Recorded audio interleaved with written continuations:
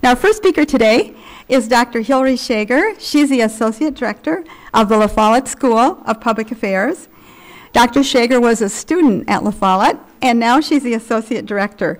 And previously, she was a research analyst for the Wisconsin Department of Children and Families, where she designed and evaluated programs on child support and child welfare and early care and education.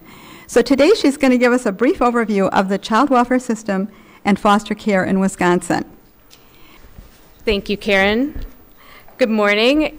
I'm Hilary Shager. I'm the Associate Director of the University of Wisconsin-Madison Follette School of Public Affairs. And as Karen mentioned, I'm here to provide a brief overview of the child welfare system and foster care in Wisconsin. I'd like to thank my former employer, the Wisconsin Department of Children and Families, for the information and data that this presentation is based on and for writing the briefing chapter. So Wisconsin's child welfare system is designed to support three primary outcomes, which are listed here on this slide, and I won't read them to you verbatim, but I would like to emphasize a few points. First, the best place for a child is in a safe, permanent, nurturing family, and these families require skills and resources to provide for the multidimensional needs of children. Second, we look to effective interventions to help caregivers improve their abilities to provide these safe, stable environments for children. And third, the most desired outcome is that children are safe in their own homes, but if they do need to be placed in out-of-home care, and I do want to mention that out-of-home care is the official term used in Wisconsin, but you can think of it interchangeably as with the term foster care, that visit should be short, safe, and stable. Little bit about the organizational structure of Wisconsin's child welfare system.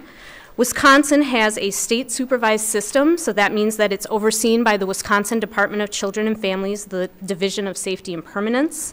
And this means that the state creates and administers policy, is responsible for federal reporting and improvement planning, and provides technical support and training.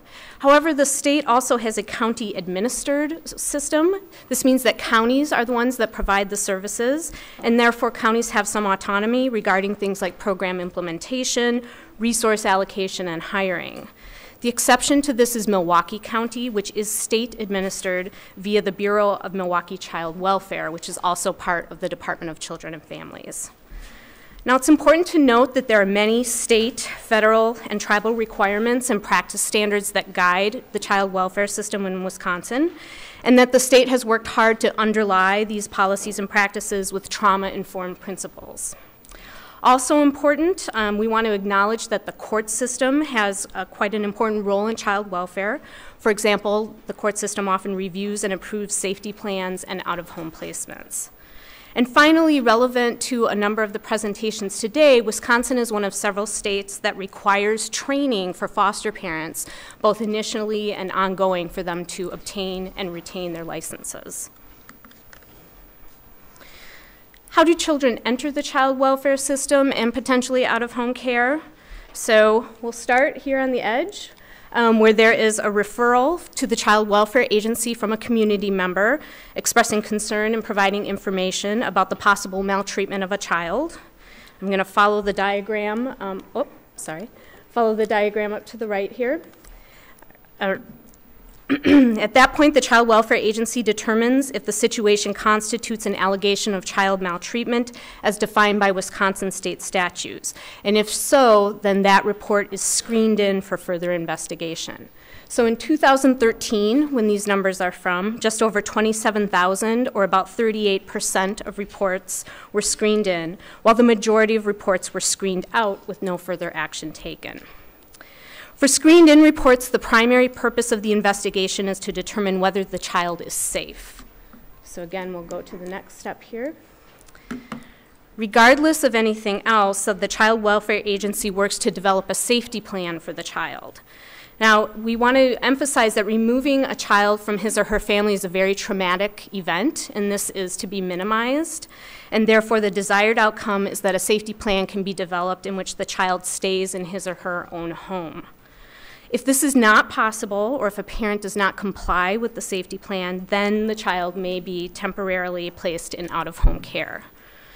In addition, so down here, The investigation determines if maltreatment has occurred and whether a specific individual or individuals have committed the maltreatment.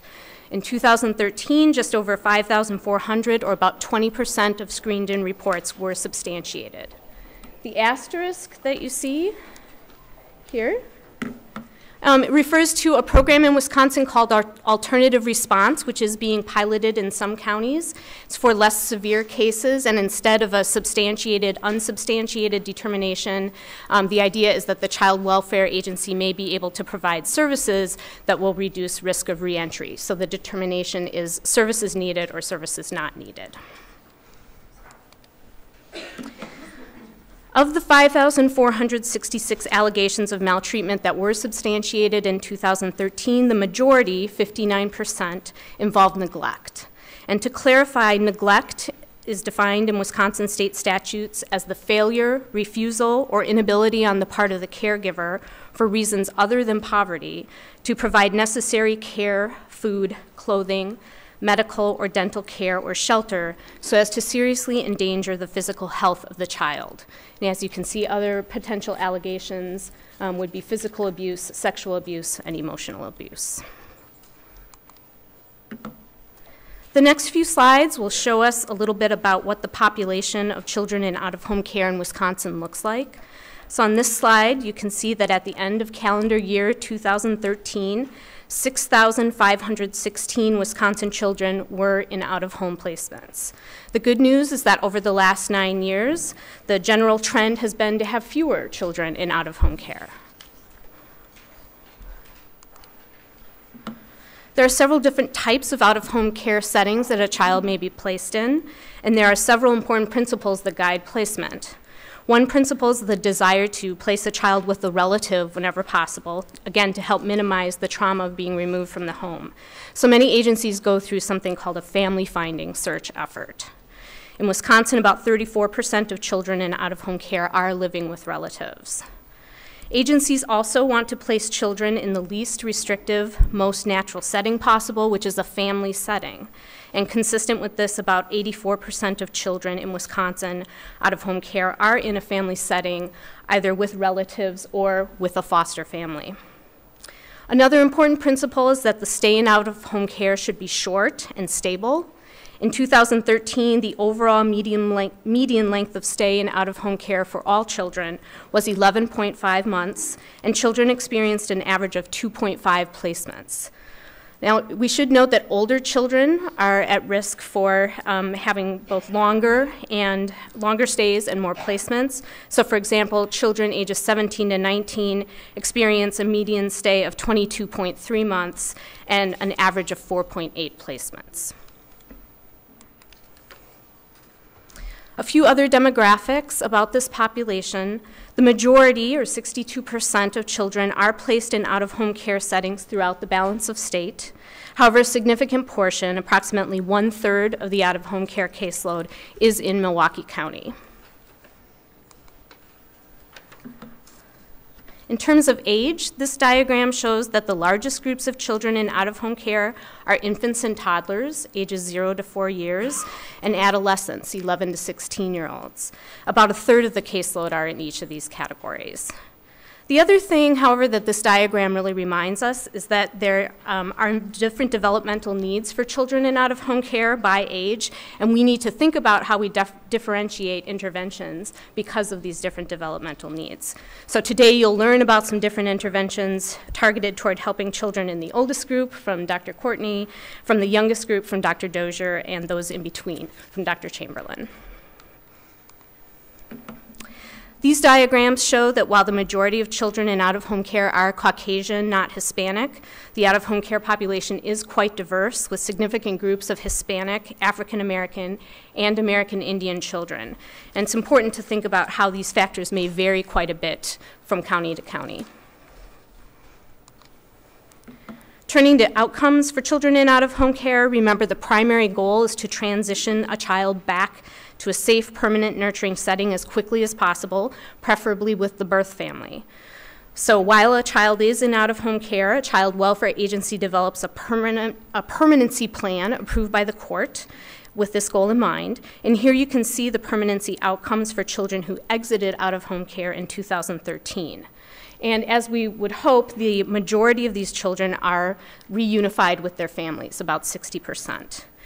If reunification is not possible, other permanency outcomes may include guardianship, placement with a relative, or adoption. One challenge in Wisconsin to note is that approximately 20% of children who are reunified with their families reenter out-of-home care within 12 months. And this reentry rate is quite high compared to other states, and double the federal reentry benchmark of 9.9%.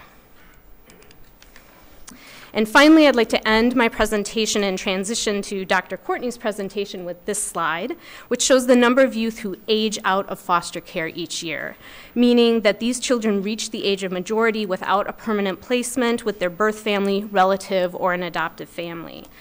The age of majority in Wisconsin is either 18 or 19 years old, depending on whether the child has graduated from high school.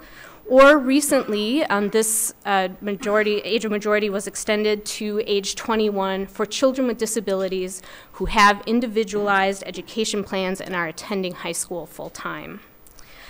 As Dr. Courtney will discuss, these children face significant challenges and on average poor outcomes compared to their peers. But again, the good news is that we do see a downward trend over time regarding the number of youths aging out, with 377 Wisconsin youths aging out in 2013. Thank you.